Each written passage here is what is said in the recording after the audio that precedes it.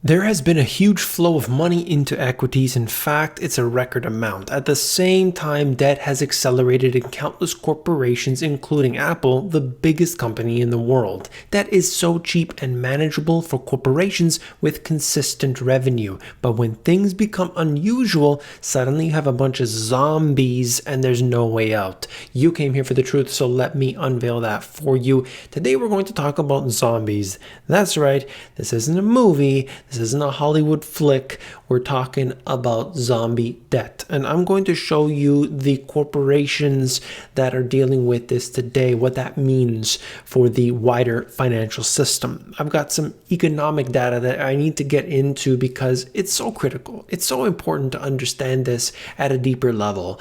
Not just the mainstream taking the focus of one simple point that they make in an article and that's it. We got to connect the dots. Let's do it. Let's go.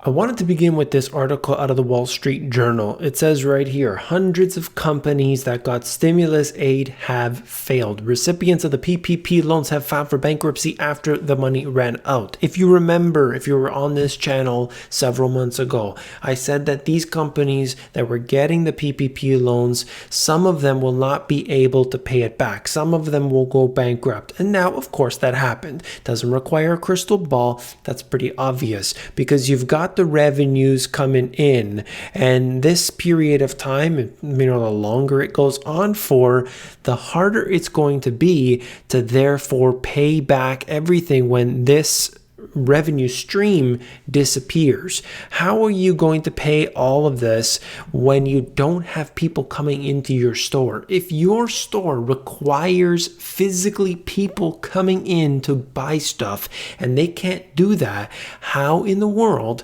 are you going to pay your debt? The debt is not going to be paid off. The lender isn't going to get their money. And in this case here, the government is the one that takes that hit. And who do you think is paying the government? That's you. That's your money. That's why I have to say this all the time.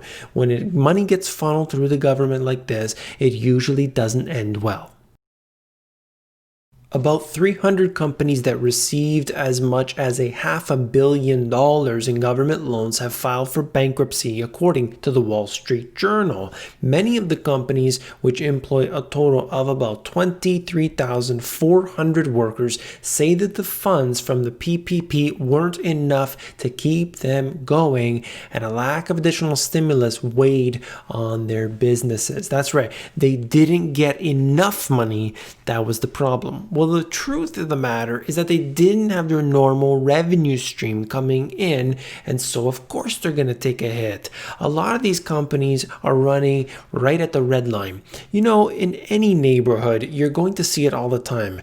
There's a shoe repair place on the corner down the street, and you wonder to yourself, does anybody even go in there? How in the world does that business operate? Well, in this case here, with nobody coming in, that puts them over the edge. But a lot of them think that, well, you know what, it's going to be over in 4 weeks. It's going to be over in 6 weeks. It's going to be over in 8 weeks. And they take the loan and ultimately end up failing. And this puts additional pressure on you, the taxpayer, who has to bail them out. The total number of companies that failed despite getting PPP loans is likely far higher. The journal only analyzed the big borrowers from the program, which accounted for about half of the overall loans, though only about 13.5% of the total participants.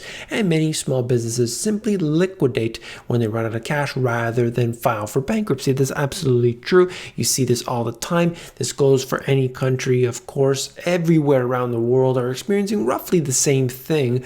There's no possible way that it can be patched up by simply putting a bandage or band-aid over it. It's not going to be resolved by their tactics, but this is the way that the government does it because they are trying to funnel more and more money towards their friends in high places and dealing with all of these businesses. You've seen how many of these large businesses were taking the so-called small business loans out, and it was quite a failure on many levels.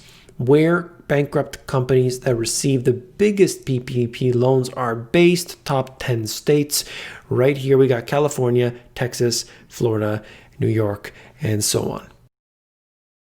Atlas Air refuses to repay U.S. bailout funds.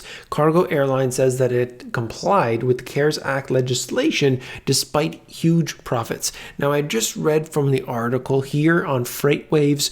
I did not go into all the documentation, but essentially they did this in order to prevent all of these different companies from actually laying off anybody. So they said, don't get rid of anybody, we'll give you a bailout. And that's essentially the way it worked. And this period of time, of course, for regular airlines, they didn't have those customers coming in, but cargo airlines actually had more business. I don't know if you know how this works, but essentially with the belly of the plane and a lot of the passenger airplanes, cargo is actually like first priority. So the cargo goes in and all of that is moving all around the world, and it's a faster way to get products in and out versus sea shipping. So in this case here, cargo airlines suddenly had a huge spike in demand because all these planes were grounded.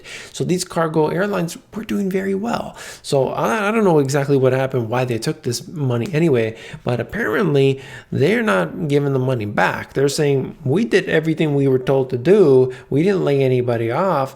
We're keeping the cash. Now that's your money. This is the problem with doing it this way. You are giving money from the taxpayer out to different businesses, and the government is deciding who gets it. Is that a good thing? Let me know in the comments.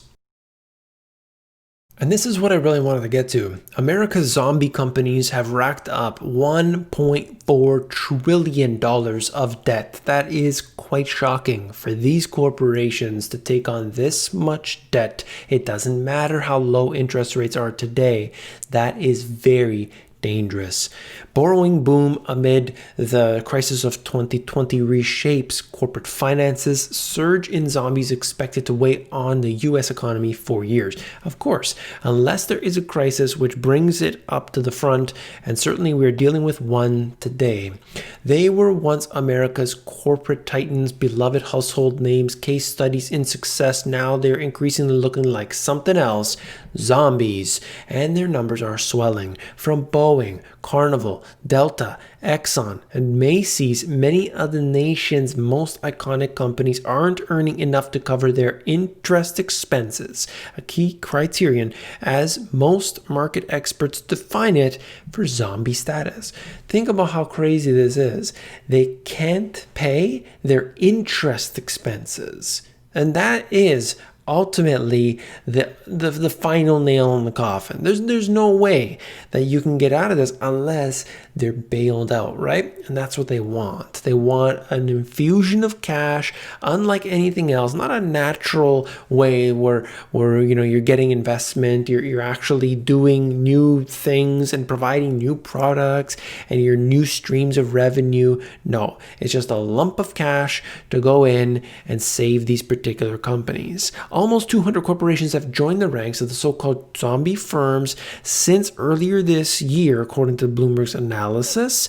And it just goes on to say that, in fact, zombies now account for nearly 20% of those firms. Even more stark, they've added almost $1 trillion of debt to their balance sheet in the span, bringing total obligations to $1.36 trillion. That's more than double the roughly $500 billion of zombie companies owed at the peak of the financial crisis. Okay, a lot, I know, but this is where we are today. Think about this, $1.4 trillion, that's 2020, and back in 2008, peak of the crisis, they had 500 billion in these zombie companies. Not even close. We have accelerated everything, every event, every single indicator far beyond what we had seen back in the dot-com, back in the financial crisis, back in all previous. And this is not a good thing, okay? People think, well, it's different this time. No.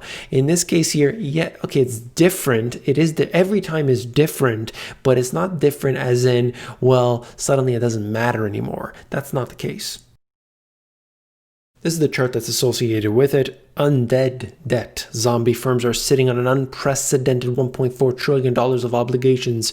Look at this chart here, going back from 2008 up until today, and suddenly in 2020, it has gone crazy. And you've seen all these different businesses that are already on the verge of failing or have failed, or some level of failure has been experienced. And I'm not sure how this is going to be resolved. That's why I say 2021 is when the real problems begin. That's all for this video. If you found it informative, hit that thumbs up button. When you do, you are supporting me. I want to thank you for that. If you want to learn about selling stuff online, you're interested in e-commerce, you can do so at my website for free, theamazongps.com. If you want to know about the financial system, top to bottom, I'm talking about everything that you need, very simply explained here in these two books. Check them out at the link in the description. If you want the audiobook, themoneygps.com. Wait, don't go anywhere. You've got to watch this video. So much information. Definitely click on it. I'll see you there.